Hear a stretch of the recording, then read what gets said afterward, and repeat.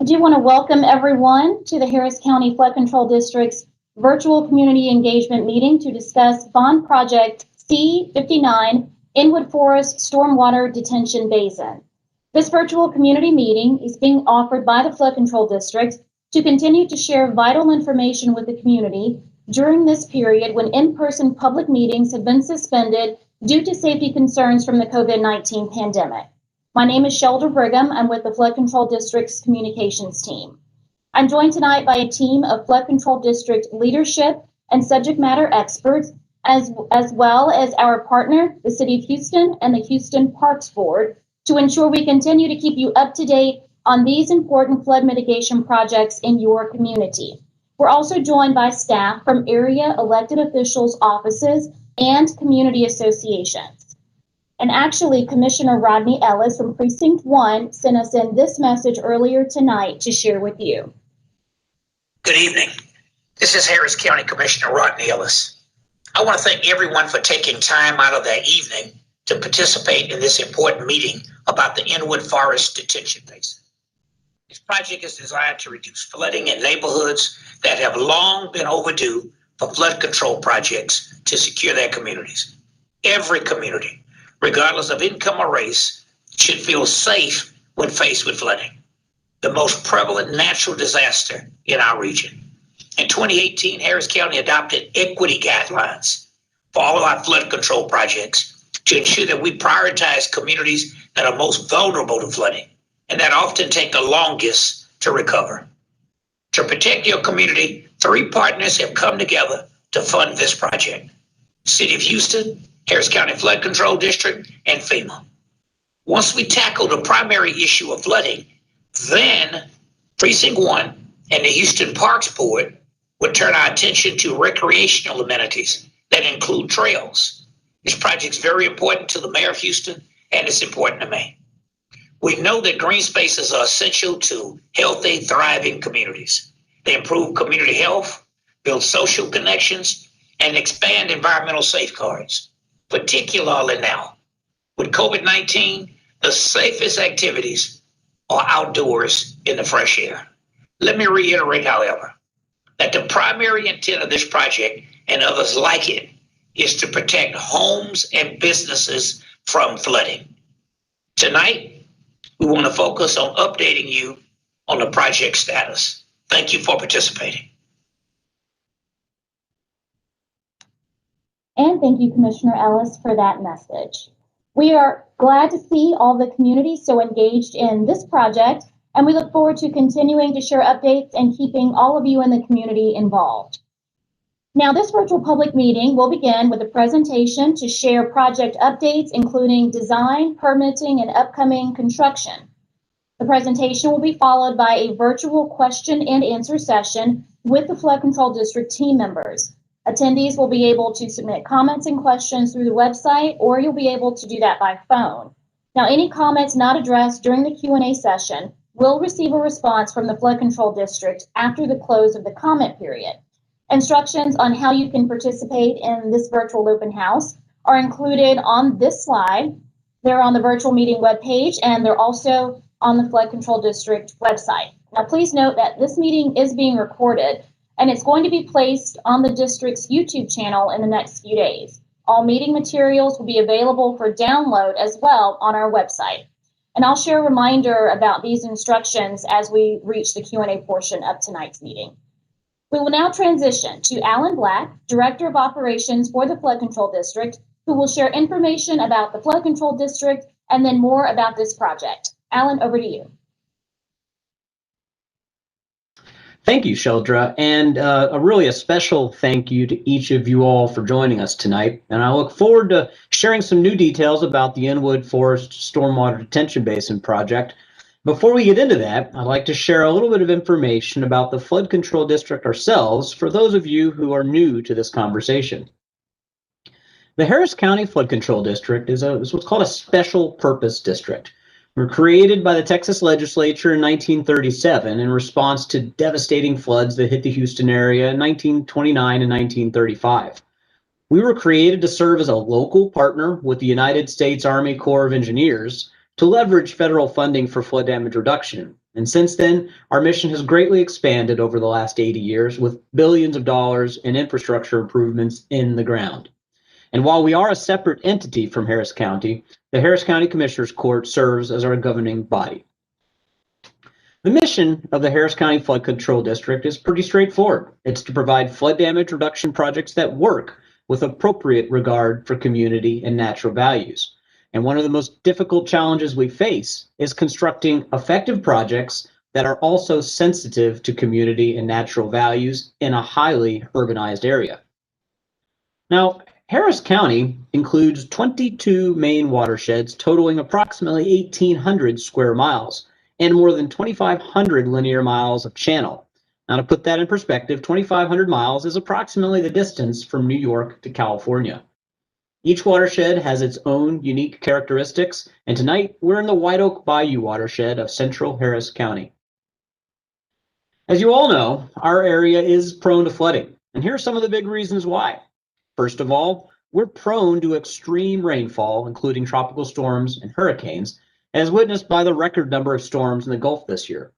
Second, and big surprise, we live in a flat area that drains really slow. And finally, the soils in our area are made up primarily of clay, which doesn't really soak up excess rainfall quickly. Now, the Flood Control District works with a lot of other agencies and actually shares jurisdiction over flooding issues in Harris County. And this slide illustrates that shared jurisdiction. Inside neighborhoods, as shown on the left of the illustration, storm sewers and roadside ditches collect stormwater runoff and start the process of moving it away from streets and homes. Storm sewers and roadside ditches are the responsibility of the underlying municipality, and in this case, that's the city of Houston. The larger bayous and channels that take the collected stormwater and move it through our drainage system to Galveston Bay are the responsibility of the Flood Control District. This is shown on the right side of the illustration. And in the middle is a stormwater detention basin, sometimes constructed by the Flood Control District. When storm sewers are increased in size to move water out of a neighborhood faster, this creates an increase in runoff. And since it's our policy to avoid impacts to properties downstream, detention basins help to safely take in and temporarily store excess stormwater during heavy rain events. When that basin is not full of water, it can also provide opportunities for recreation. And while the Flood Control District cannot build or maintain recreation ourselves, we often partner with Harris County precincts, utility districts, and others to add recreational amenities such as trails to these basins and along our channels. And in the case of Inwood, as many of you know, our partners are the City of Houston and the Houston Parks Board. Both of you are here tonight to help answer any questions you may have. On August 25th, 2018, Harris County voters approved a $2.5 billion bond election for flood risk reduction projects. This vote followed a series of meetings across Harris County in each watershed, which resulted in a list of what is now 181 bond projects. 144 of those have been initiated so far, including 7 projects in the White Oak Bayou watershed. A total of more than $680 million in partnership funding has been secured so far to stretch the 2018 bond program even farther. Now, the actual timing of each individual project will depend on a variety of factors, including environmental permitting, right-of-way acquisition, and utility relocation, and in some cases, the requirements of a particular grant. That said, project lists and project schedules are updated regularly on our website, so please check back often. While the bond itself was for $2.5 billion, the actual full cost of every project in the bond table is really closer to $5 billion. So we made it clear from the outset that we would need funding partners to fully construct projects in the bond program. As I mentioned, we've had some success so far, having secured more than $680 million in partner funds. And this graphic illustrates the many sources of those partnerships, including federal, state, and local funding that Flood Control District is working to secure for Harris County. Each agency has its own definition of eligible projects and its own requirements for local match funding. So the Flood Control District works diligently to match those projects to the right partnership opportunities.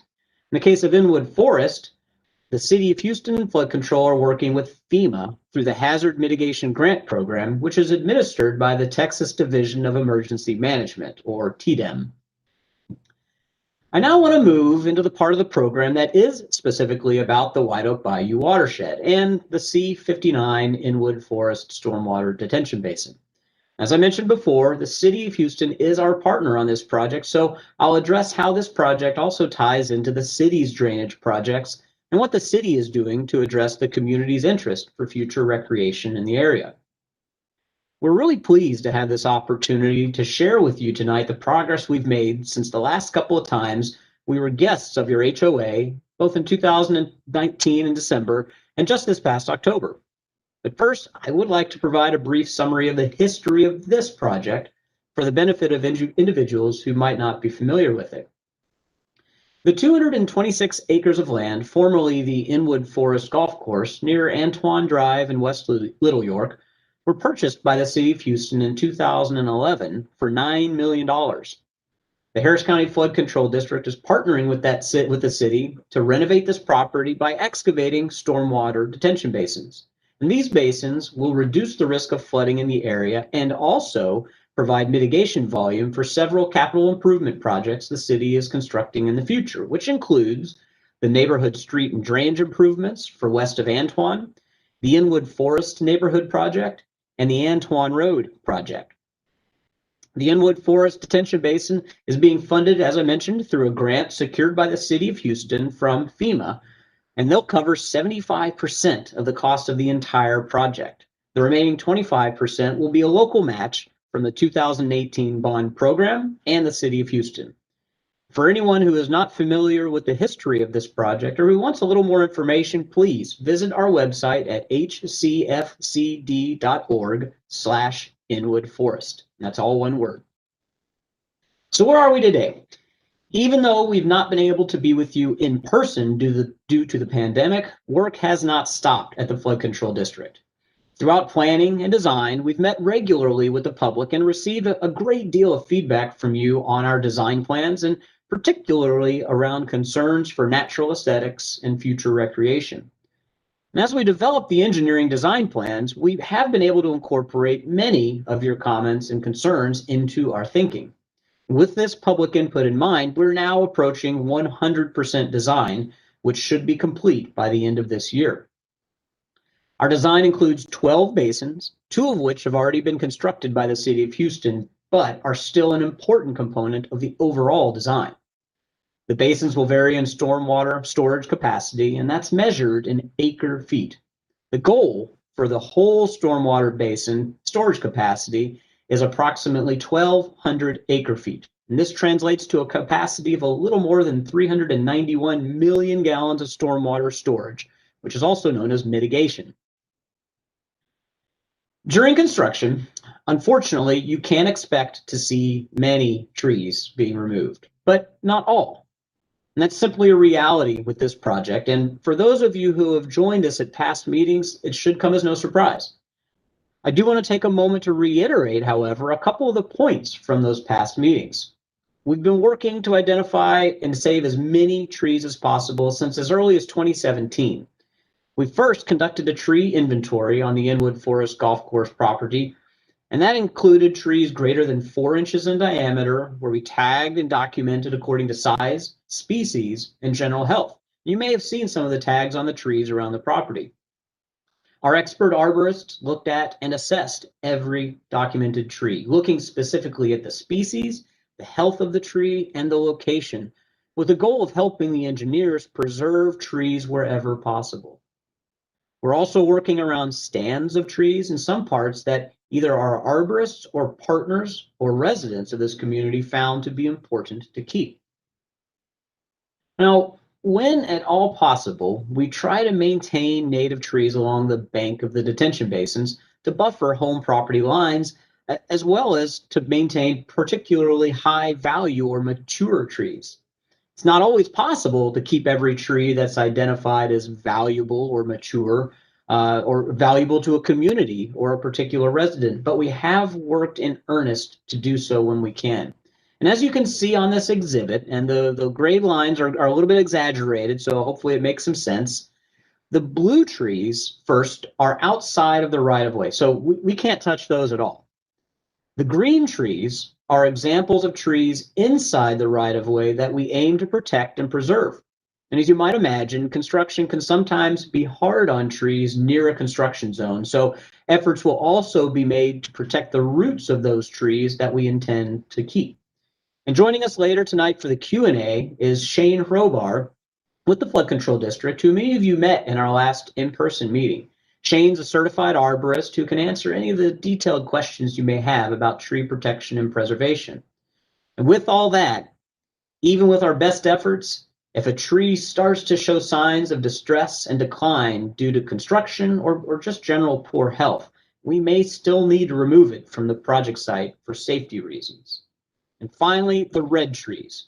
Those are the existing trees inside the right-of-way, but simply must be removed so we can excavate the cells. And they're planned to be anywhere from 13 to 25 feet deep. So put simply, I can't dig there if there's a tree. So we will have to take some of those out. And again, remember that the slopes on this exhibit are greatly exaggerated. Now, we will continue to communicate with you and work with everyone where we can as it comes to trees and other vegetation. Many of you remember at our last in-person meeting, residents had the opportunity to review our 50% design exhibits of the individual cells of the basin and discuss the impact to trees in those specific areas. While we can't do that again tonight, we do plan to post the 100% design exhibits to our website as soon as they are available. That time you can again review the cells and submit your comments online through the Inwood Forest webpage comment form at hcfcd.org/inwoodforest.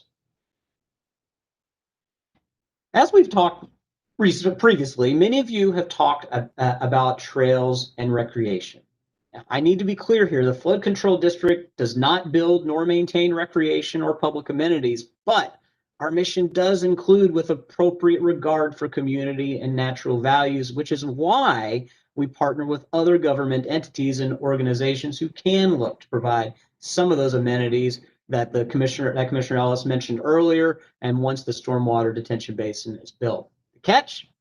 Expanded amenities or tree preservation on top of the basin can reduce the amount of stormwater detention volume in the basin. So it really is a balancing act. As I mentioned before, we are pleased to be working with the City of Houston and their partner, the Houston Parks Board, to look at community recreation in the area.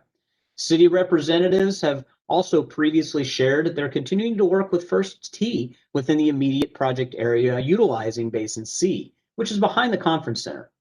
They've heard from residents that it was important and are pleased to partner with First Tee on this aspect of the project. Both the city and the district are aware that many residents in the area are interested in how the area will look after the basins are completed and what specifically recreational amenities are possible for the area. And as those plans continue to develop, they will be shared in greater detail.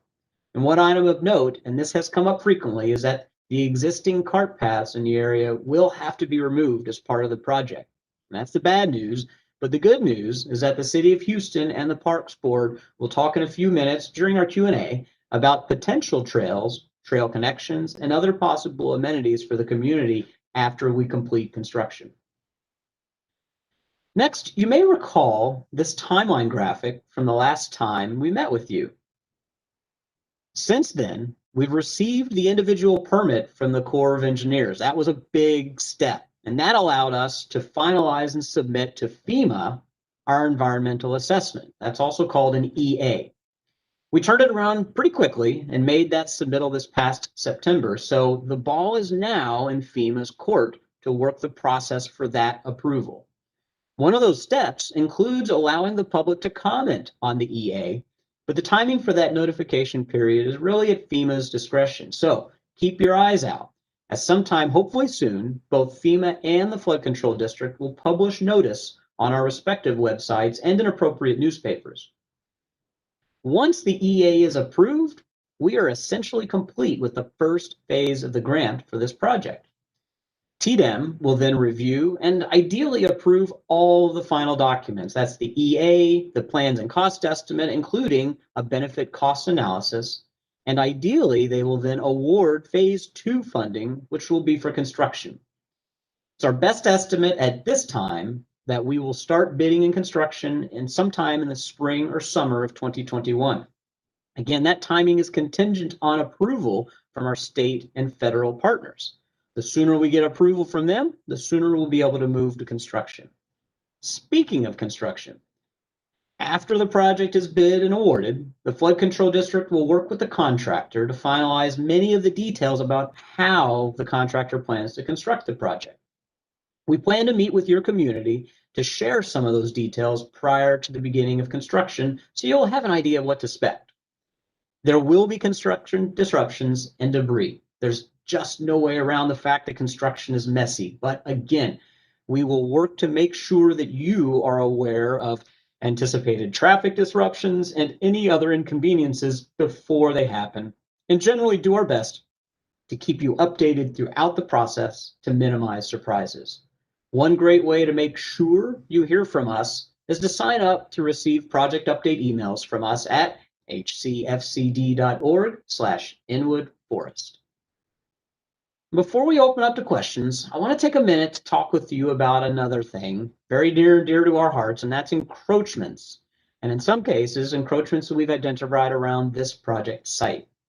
First of all, an encroachment is any unauthorized use of the public's right-of-way. Encroachments are generally permanent or portable structures or objects which have been placed on public property, including things like fences, swing sets, sheds, swimming pools. You'd be surprised, we have had a couple of swimming pools, bird baths, outdoor furnishings, trash or debris or sporting equipment, you name it, we've probably seen it as an encroachment. And at the HOA meeting back in October, you heard about our field surveys to identify and document any encroachments on rights-of-way owned by Harris County or the City of Houston. Those surveys were completed in November. So after the upcoming holidays, early in the new year, the Flood Control District will be working to contact individual residents who have been identified as having an encroachment. We'll provide these residents with documentation as to the extent of the encroachment, as well as our expectation for removal. If you think you might have an encroachment but don't receive a letter from us, feel free to reach out to us individually and we can help take a look. Simply submit a comment to that effect on the project webpage at hcfcd.org/Inwood Forest, and we'll get back to you quickly about what we find out. Now, why is this so important? Encroachments impede the ability for us to successfully construct our project. We have large machinery that will need to traverse the construction site during active construction, and once completed, our maintenance crews will need to be able to access the site on a regular and ongoing basis. So please, for the safety and security of all residents in construction and maintenance crews, it's important that encroachments are permanently removed from the project site. You can learn more about encroachments in general at hcfcd.org/encroachments. Finally, when we sent out notifications for this meeting, we also invited you to attend a December 3rd meeting where we discussed the final segment of the multi-decade $124 million White Oak Bayou federal project. And this is a partnership project with the U.S. Army Corps of Engineers to construct 6 stormwater detention basins, the Jersey Village bypass channel, and modifications to White Oak Bayou itself between Coal Creek and FM 1960. And at this point, all that is left are the channel modifications in White Oak Bayou, and we expect construction to be complete by the end of 2021. This project with its core is completely separate from the Inwood Forest Stormwater Detention Basin, and in fact, has a different federal funding partner, but because they do overlap geographically, you should know that the two projects are very closely coordinated and will effectively complement each other, further reducing the risk of flooding for the area. If you were unable to join us at that meeting, or if you unfortunately had some technical difficulties viewing it, and there are a couple that did have some issues, we do have a recording available on our website, so please check on the website and you'll be able to review that presentation in its entirety.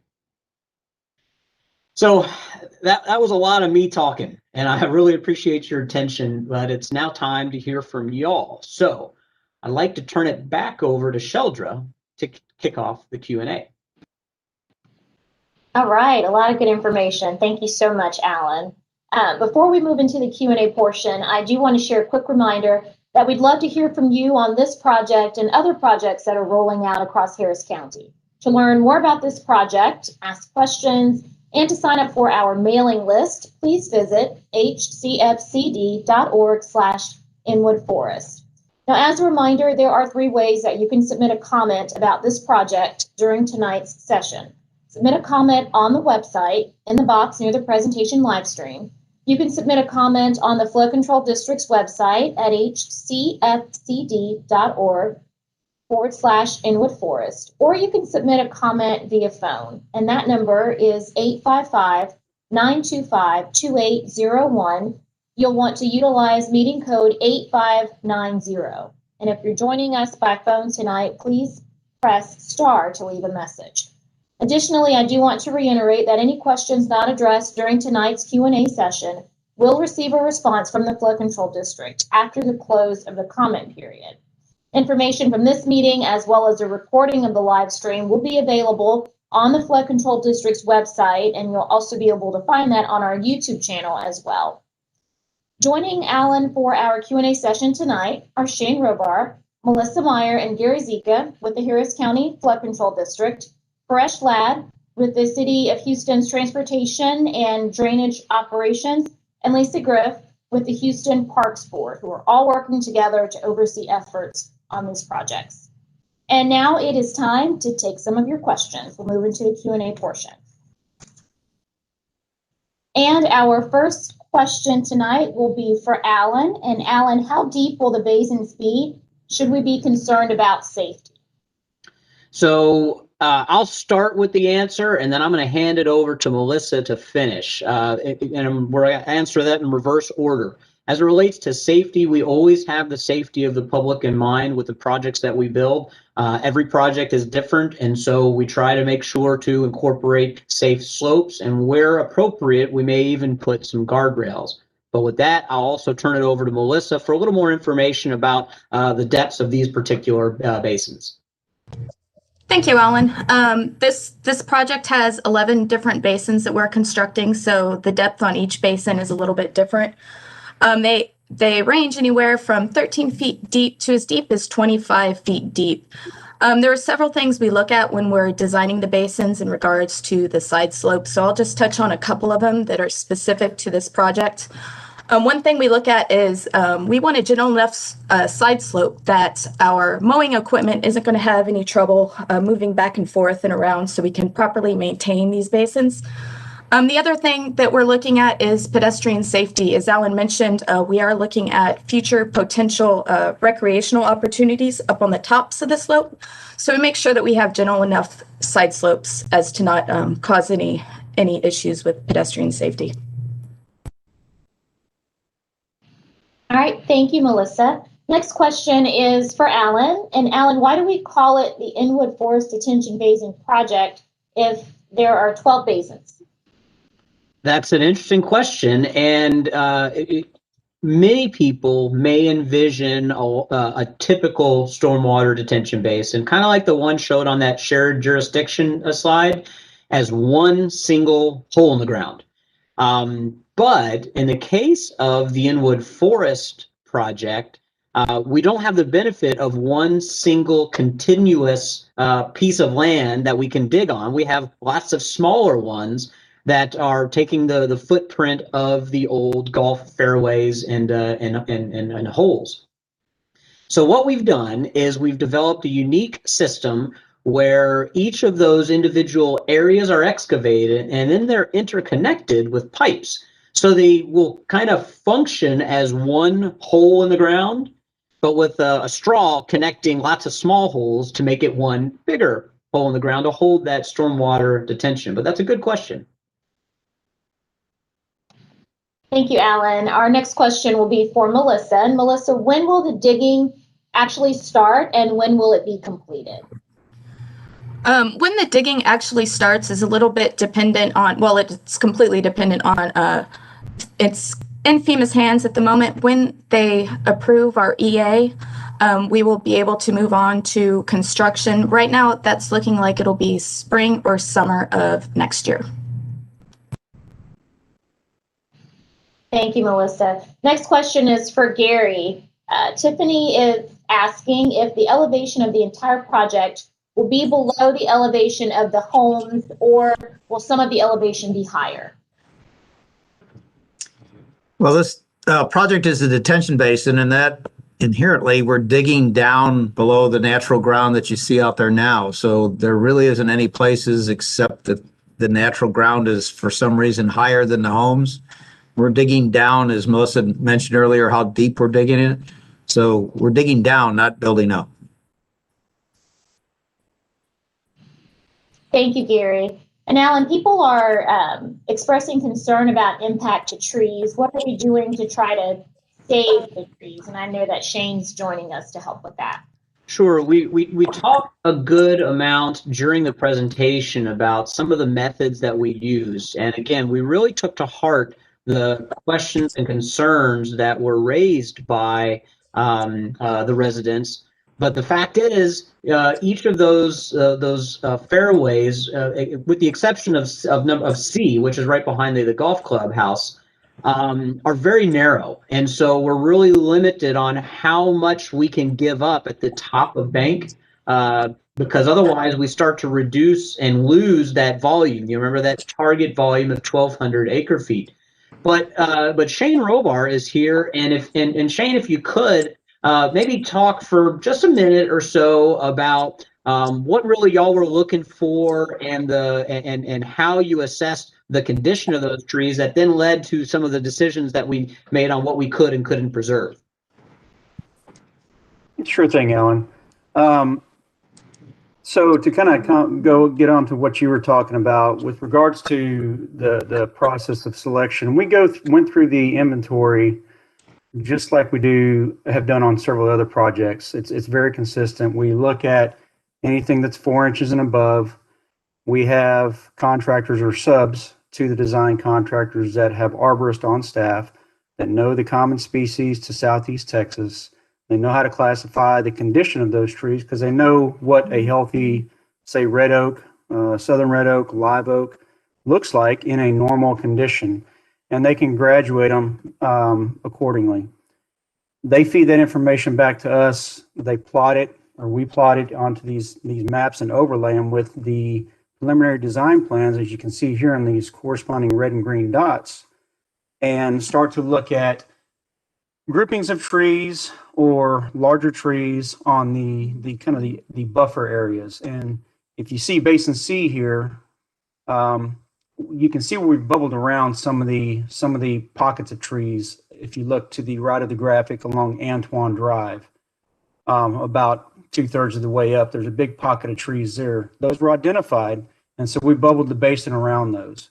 And we do that preferably in groupings, because that means we can correlate that to a larger rooting area and collectively preserve groupings of trees. And then we started looking at larger trees that may be standing individually, and started adjusting things like the backslope interceptor placements and the swale placements, and modifying the high and the low points to counteract some of the negative impacts that getting into the root systems of the trees might have. Thank you, Shane. I did want to follow up with Melissa really quickly. Melissa, how long will the construction last? Thanks, Sheldra. We're looking at the construction to last about 18 months, give or take, depending on the weather. And again, we should be starting spring or summer of 2021. All right, thank you, Melissa. Alan, a resident is wondering why we are surveying for encroachments. If we can work around a tree, why can't we work around a fence? Well, that's a good question, and this picture really provides a good example of why. And I'll start by saying that if there were a tree where that fence is in that picture that's on the slide right now, we would have to take that tree out. You can see there's simply no room for us to be able to move or drive our vehicles or walk, or our maintenance vehicles. If we need to get in and fix a part of the channel, there's no room for us to get our equipment in there. And so that's why it's so important to remove those encroachments. And also, I mean, it's your private property. It shouldn't be on a public right-of-way. Whereas a tree, if it's in our right-of-way, it's a public tree. So again, the purpose of removing those encroachments is to allow our construction activities to take place, as well as for our maintenance activities to take place. And I should also note that, as it shows on the slide here, that on average, it costs us an additional almost $2 million every year to remove those encroachments where we need to in order to be able to maintain that access.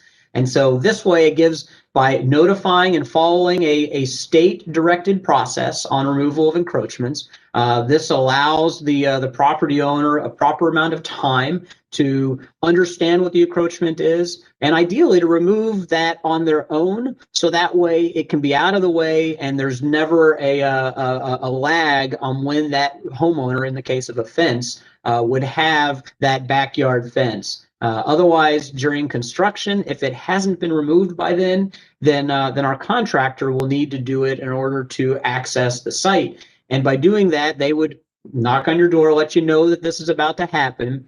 And then they would need to cleanly and neatly cut and place that fence onto your private property. So again, we encourage you, if you receive that letter of encroachment from us, reach out to us. We can help walk you through the process and make sure that it gets removed the right way and in a way that makes sense for both you and for the flood control district. Excellent. Thank you, Alan. Our next question is for Paresh. Can you talk a little bit more about how the city of Houston, about how those projects will work with the basin? When it rains, will the streets drain into the basins? There are two questions there.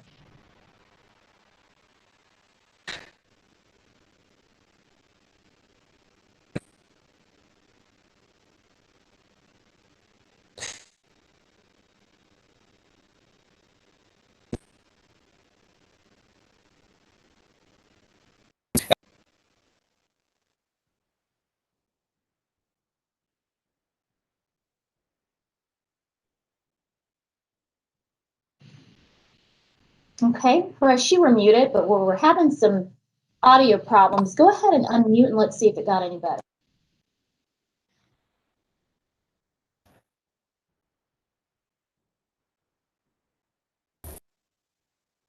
Give it a shot. No, I think it's still having a couple of issues there. So we're going to come back to that particular question. We'll go to Alan next. And Alan, let's see, how often will the green space be mowed after completion? Will the quality of mowing be such that it can be used for actual recreation? So the short answer is that Harris County Flood Control District will maintain our part of this project the same way we maintain all of our facilities across the entire county. And that is, we mow it 3 times a year, primarily during the summer when the grass is growing the most and the fastest. Now, we often find that certain areas desire for that area to be mowed more frequently. And that oftentimes comes about in one of a couple different ways. In either case, it would be somebody else choosing to mow it more frequently. And when they choose to do that, we'll actually enter into an agreement with them and give them the money that we would spend to mow that area 3 times a year and let them mow it as frequently as they would like, just so long as it's at least 3 times a year. Now, the follow-on to that is when there are recreation elements put in, like trails or playgrounds or things like that, that sponsor specifically needs to maintain that the recreation, and as a result, they often choose to do that additional mowing at the top more often. And then sometimes we could then choose to still mow in the basin that 3 times a year. So those details haven't really been worked out just yet between us and the City of Houston and the Parks Board, but you know, it will certainly be something that we'll be working out as the details of those recreation plans come together a little bit better, and we'll be sure to communicate that out to the public so we can get that feedback from y'all on what is planned and what can potentially be modified. Thank you, Alan. Our next question will be for Lisa. And Lisa, if you could talk more about the recreational component, is there funding available? When do you expect to secure funding? And will the public have the opportunity to weigh in on the plans for recreation and trails?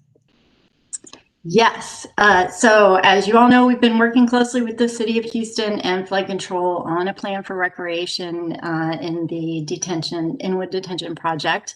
And we have consulted with the community and heard a lot about cart paths and disc golf.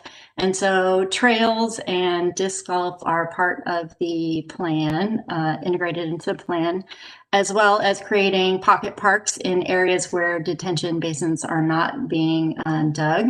And so we are working on wrapping up that plan, and we will be releasing it as well as working on finding funding for at least the first phase of a project. And we hope to be able to get back to you with some more details on that in the new year.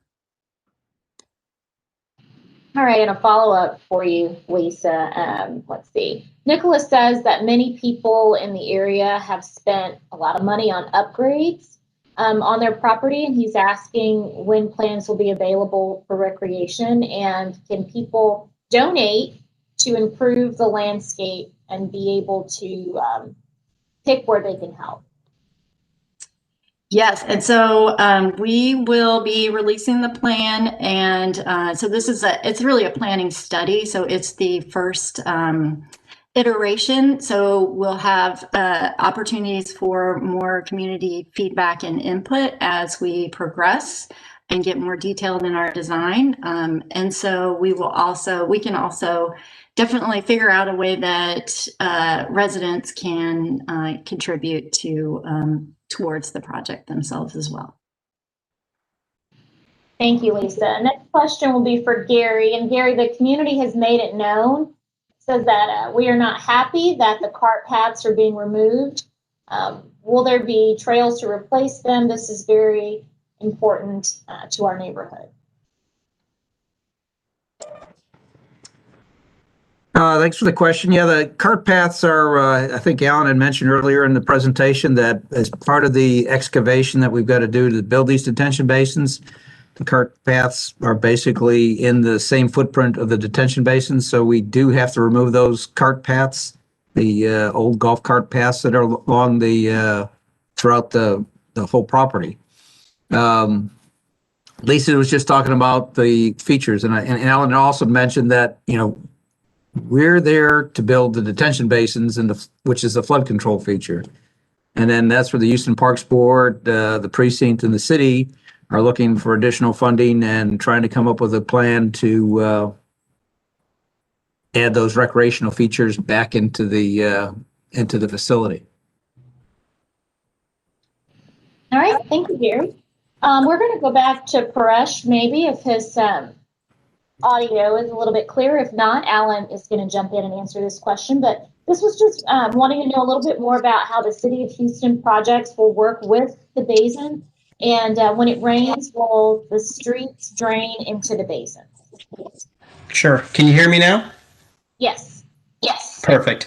So the City of Houston does have two neighborhood projects around the basins, the Chateau Forest neighborhood and Inwood Forest neighborhood.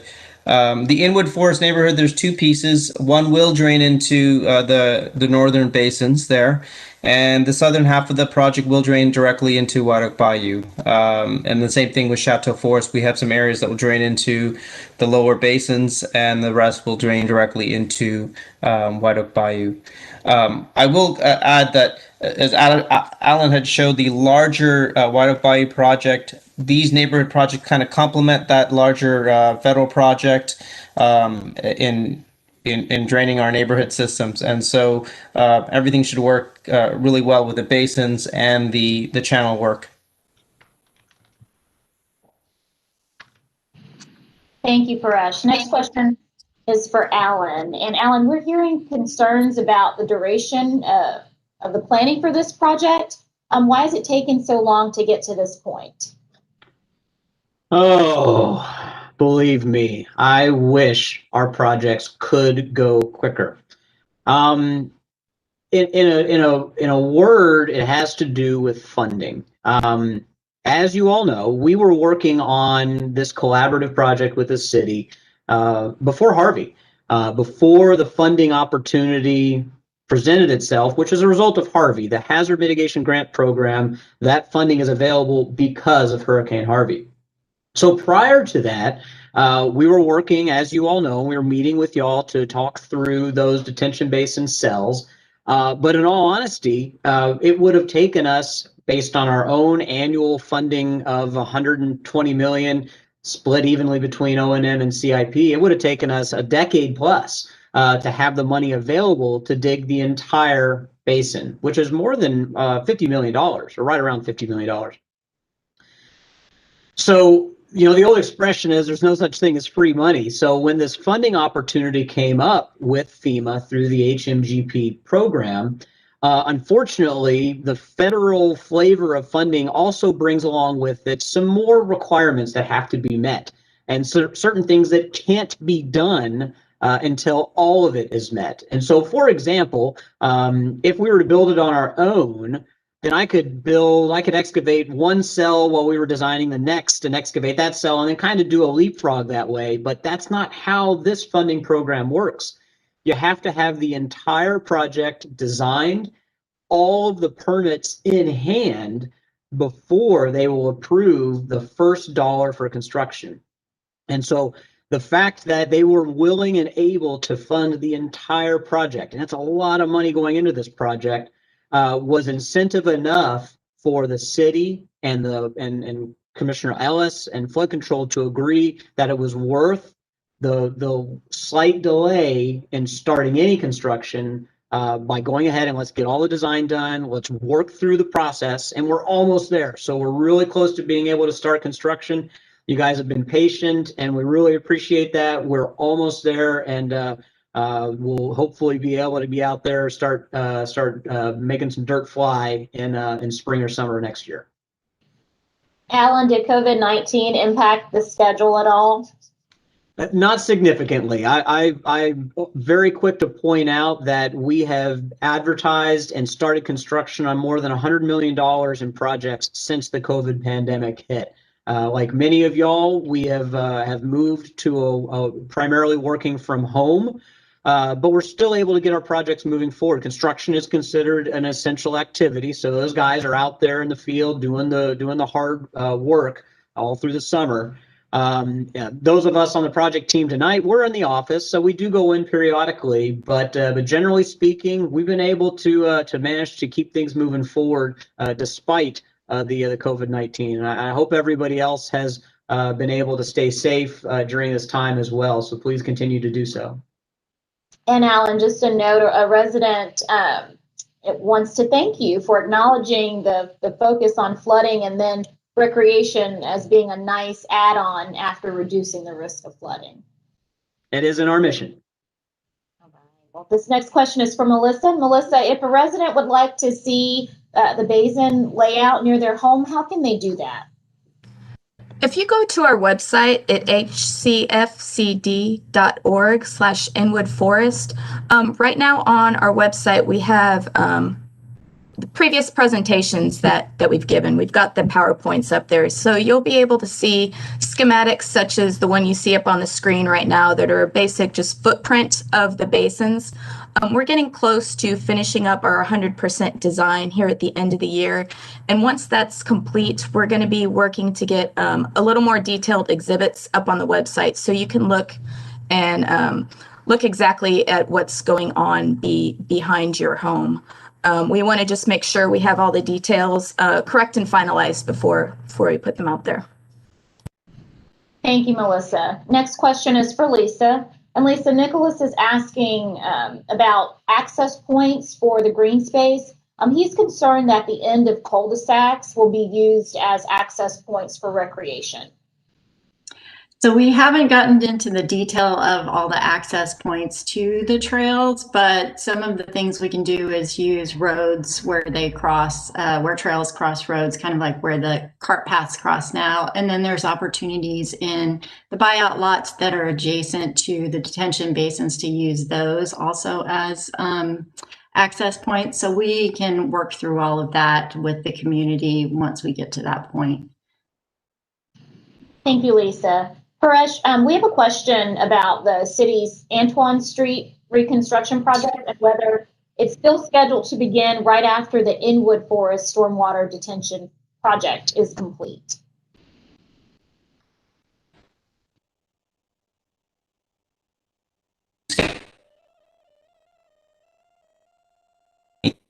Hey, Paresh, why don't you turn your video off again? And start There over. we go. You know, Yeah. is that better? Yeah. Okay, Yes. perfect. So I was saying the Antoine Forest construction would begin in 2023 and 2025. And obviously we will tailor that based on the basin project and our neighborhood projects as well. So we want the Antoine project to really be done last. Thank you, Paresh. Melissa, Debbie is concerned about mosquitoes. Will the basins bring mosquitoes, and how will we control mosquitoes?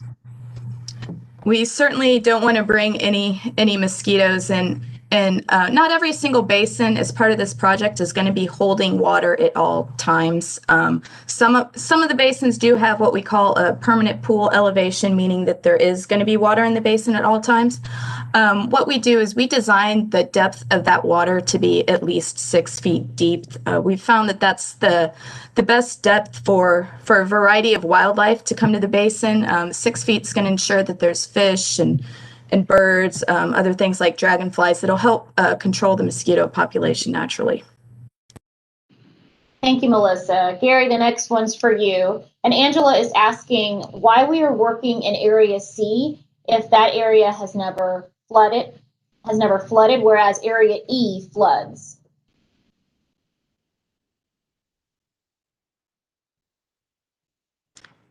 Yeah, the detention basins, what we're trying to do is mitigate or store, as Alan talked earlier about, we're trying to store the rainwater. And so if an area that you have rainwater that's coming and it's staying out in the streets and going into storm drains, if we could still take some of that water and stick it in the detention basin and store that water on a short-term basis, 24 to 48 hours, that helps so that the other rain that's coming down that we can't store, it's not competing for that same volume of space out there. And that volume of space in other places could be in somebody's structure or home. So sometimes it's where we could build a detention basin. This is property that's already publicly owned. And so that's where we could build a detention basin. And that helps mitigate flooding in other areas in the watershed.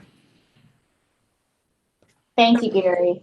Alan, Mr. Lee is asking if there's a comparable project that could be viewed, such as the Willow waterhole, that would resemble what's going to be done here.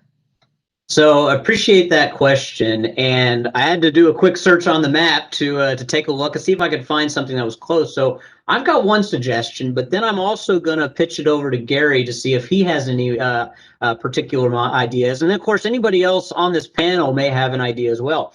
And the one that comes to mind fits the bill pretty close. It's actually where we purchased a part of the Jersey Meadows golf course. That's up in the city of Jersey Village. It's on the north side of we call E135. It's just north of 290 and just east of Jones Road. Now, this one isn't the exact same thing where it's parts of a golf course that goes up in through the neighborhood. This is actually all one continuous area, but it is where we dug a detention basin and then partnered with the city of Jersey Village and to be able to construct some trails around that. And it's a really nice area that we then came back in and continued a reforestation effort as well.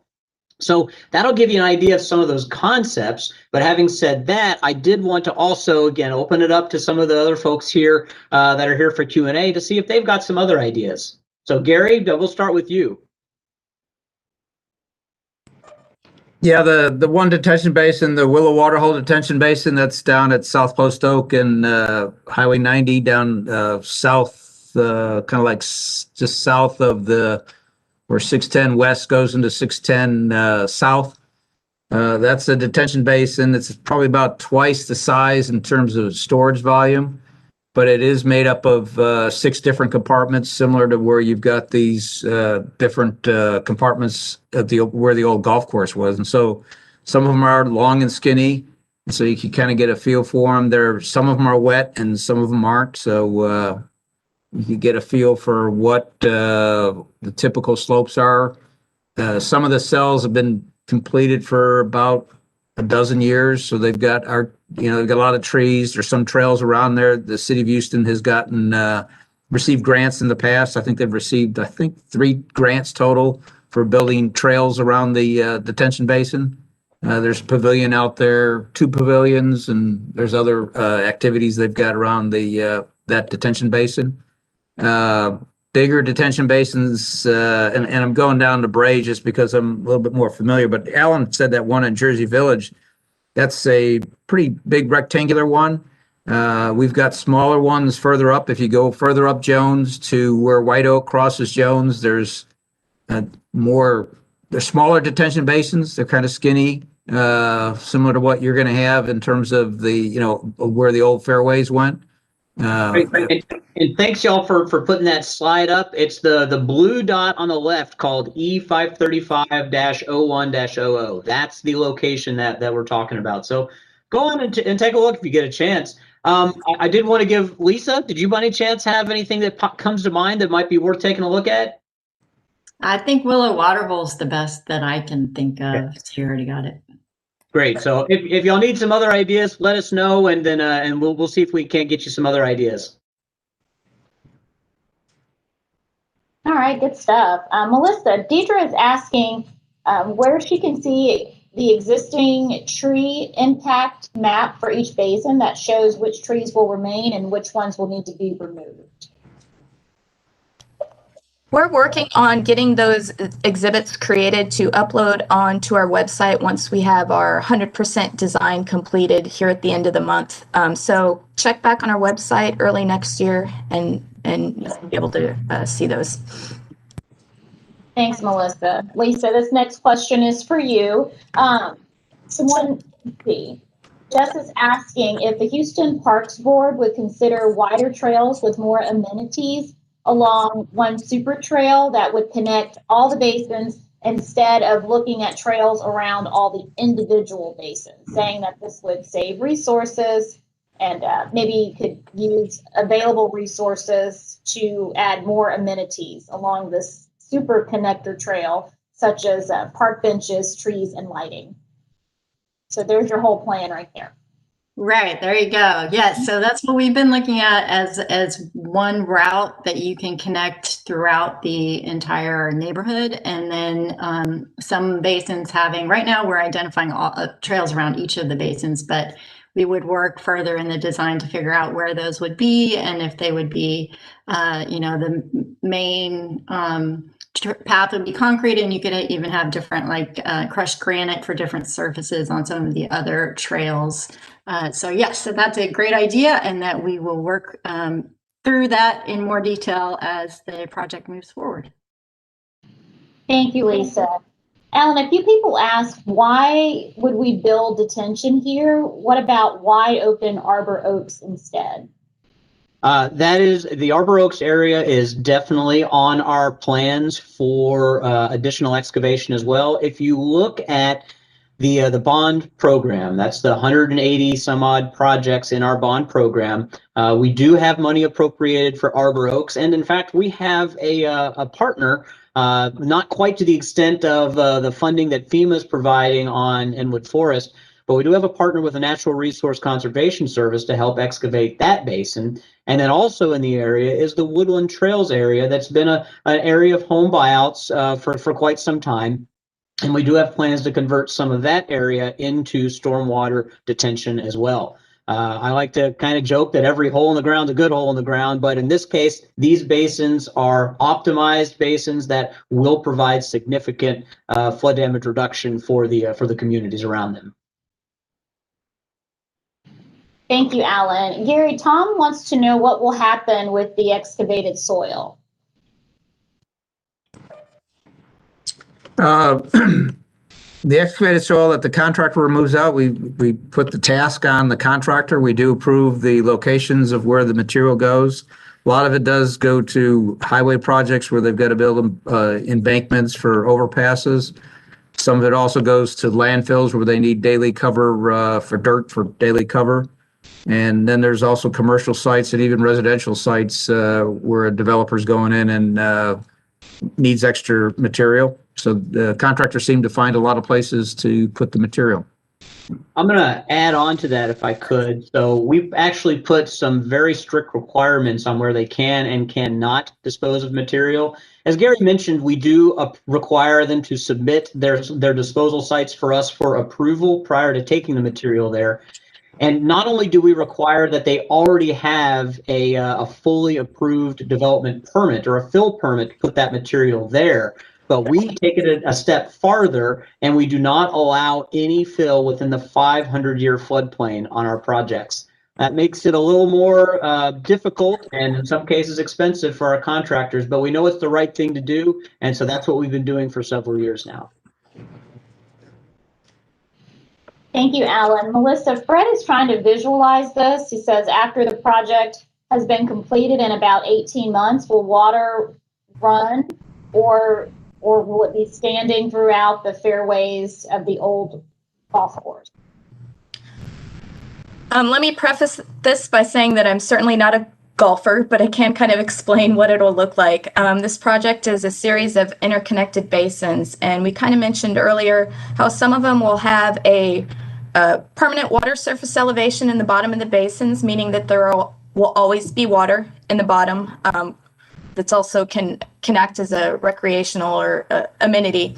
The other basins will act as what we call dry bottom basins.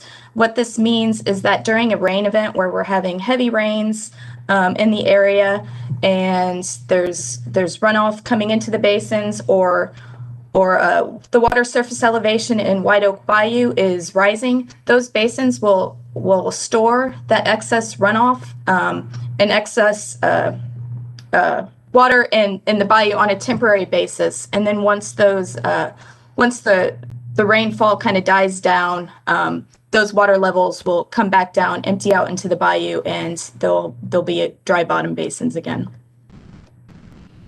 Thank you, Melissa. Lisa, Doreen wants to know if the design work on recreation by Houston Parks Board has continued, or is it awaiting further funding? We've been working really on getting the funding together mainly in this time and not really progressing the design. We've been taking comments though and listening to input that we can use as we move forward. Thank you, Lisa. Gary, can you talk about the construction contractor responsibilities? Who's responsible for cleaning and removal of debris and leaves from street drainage? Can we have a wire net or something that's used to help from blocking? Guess it's a kind of a two-part. The storm drains out, that again, Alan had gone through that jurisdiction. That would be falling underneath, in this case, the city of Houston would be responsible for keeping the storm drains clear of leaves. The actual construction, when a contractor comes out there, we have inspectors that work with the contractors. They set up their grade lines and they bring in their heavy equipment and excavate that material out. There's going to be a lot of dump trucks taking all the dirt out. I think that answers your question, I believe. Thank you, Gary. Alan, Melanie is asking about encroachments. Will you remove fences or trees on private property? If so, will you provide adequate notice in case dogs are present in the yard? And will you replace the fence or trees? Really good question. I appreciate that. So it allows me to clarify some things. The first part of your question, will we remove fence or trees on private property? The key word being on private property. And the answer to that is no. If you have a fence on your private property, we're not going to remove it, and we're not going to remove any trees on your private property. That would be trespassing, basically. We don't want to do that. But you did say, then follow on, will you provide adequate notice in case dogs are present? So let's assume that the question was instead, will we remove a fence that is encroaching onto public right-of-way? Like shown on the picture right here. Yes, we will provide notification, and it starts with those letters that are going out in early January. There will be multiple letters that will be sent to the home address with the with the encroachment, and then ideally, again, that homeowner will take care of that encroachment on their own. If they don't, then when the contractor is to the point that for this project that needs to remove it, we do ask that they go and knock on the door and say, hey, you know, there may even be a door hanger to say, we're going to need to be removing this in the next couple of days. I understand you weren't able to get it removed originally, but this is what we'll do. And so, again, what we would do is then remove that fence. We cut it, place it neatly on the private property. And then however that's disposed of is really up to the discretion of the property owner. But then the last part, will we replace fences or trees? Fences that are encroachments on our property or the city property, we will not be replacing. That would be the responsibility of the homeowner. As it relates to trees, not specifically, oh, we cut down tree A and in this exact spot, and we're not going to specifically replace that tree, but we do prepare tree planting plans that are executed over a number of years going forward after a project is complete. Shane is kind of on point for a lot of those tree plantings and helps to identify what makes sense. And we would also make sure that they are collaborated in cooperation with the City of Houston and the Houston Parks Board. So we don't specifically replace individual trees simply because that tree was removed, but instead we try and look at it a little more holistically and work with our sponsors to put something back in that makes sense for the new site. Alan, Eric is asking if there's any monetary value to the trees. Are we selling the trees? And if yes, can that money be used for recreation? So often, if there is any kind of value, that is acknowledged as part of the bid prices. And I'm going to use a different analogy that we see in more volume, and that's the dirt. So there's a lot of material of dirt that's going to be excavated from this project site. And when a contractor is bidding on this job, he's going to say, flood control, I'm going to charge you $4 or $8 per cubic yard to remove this dirt and get it out of your project site. But where they take that material, oftentimes they're also receiving money on that side. And so that benefit to the contractor is acknowledged already in the price for his contract. And so ideally, especially in a site that might be heavily wooded, the contractor is going to incorporate that as well. So no, that doesn't really generate any additional revenue that could then be used towards recreation, because the value of that is already acknowledged, if there is value, as part of the bid itself. Thank you, Alan. Lisa, Alexander is concerned about the proximity of the recreation trails to private property. Is there any thought or regulations about how close the new proposed trails will be?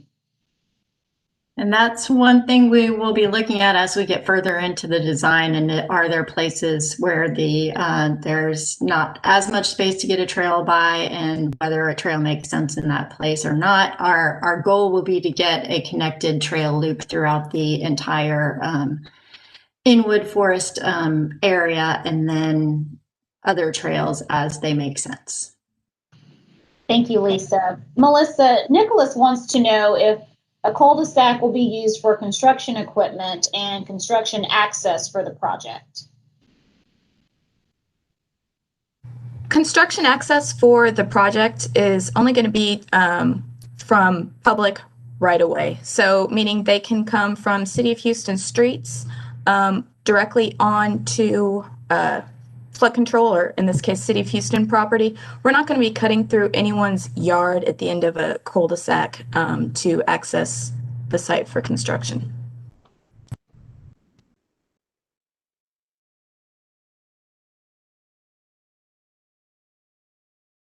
Sheldra, you're mute. Thank you. This question is for Lisa, and a resident is saying that he is liking what he's hearing about flooding, but he's concerned about walkers and cyclists. What kind of security will be in place, such as cameras or lighting?